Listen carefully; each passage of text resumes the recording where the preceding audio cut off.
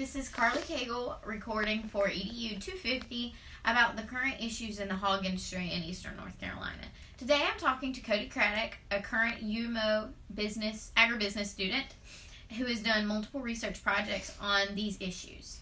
So Cody, through your research, have you found any particular solutions to these problems, things that either the neighbors or the hog farmers could do to kind of resolve their differences? So there are many solutions, but the biggest thing is finding one that works for everybody.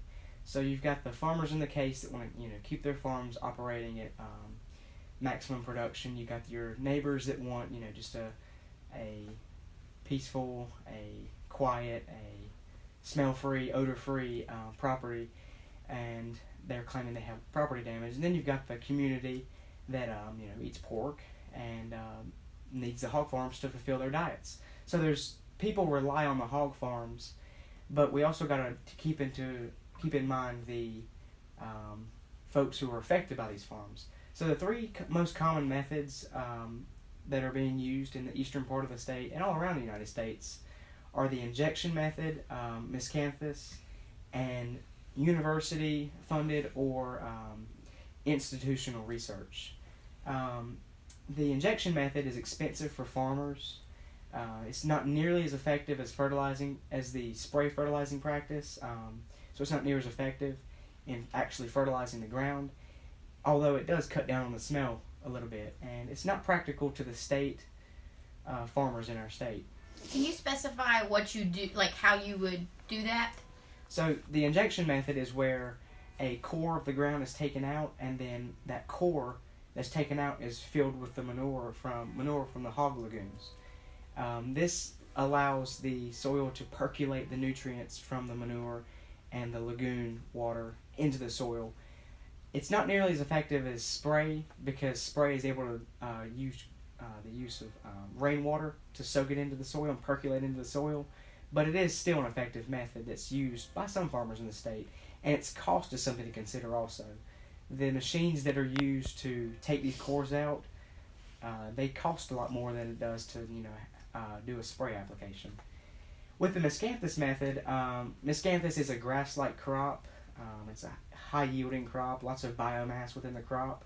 It's actually used as, its two most common uses are for turkey bedding and biofuel. So miscanthus is a grass-like crop that grows really tall, and it can be cut and harvested and used for turkey bedding or biofuel for a energy plant. It's developed by the University of Clemson and the University of Georgia partnership. It's used all throughout the United States, and it's commonly used in the eastern part of North Carolina. There's actually a small miscanthus field not too far from the University of Mount Olive campus. One very big advantage to using miscanthus is it creates a wind barrier that's able to cut down on the smell from being captured by the wind and moving on, because it is a very tall crop. So where it is used and where these spray fields are, it's never an issue with smell being moved around by the wind.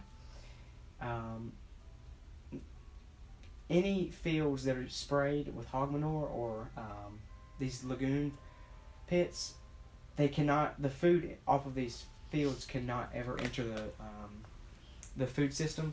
So that's why miscanthus is also a very beneficial crop, because it can be used as both a biofuel and turkey bedding.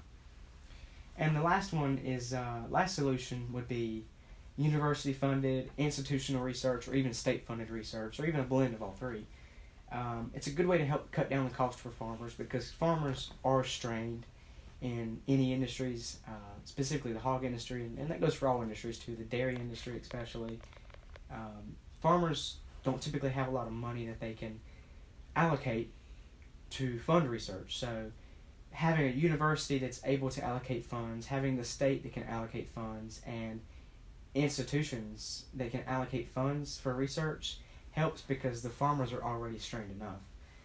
It also helps farmers produce more sustainably the research. So these new and improved methods are able to either increase production or reduce the environmental impact. And one disadvantage to the research method is that it doesn't offer an immediate solution. So these research may take years, possibly even decades, to actually produce usable practices and new methods. So that's one downfall to the research, is that it just can't. It's not an immediate solution. All right, thank you, Cody.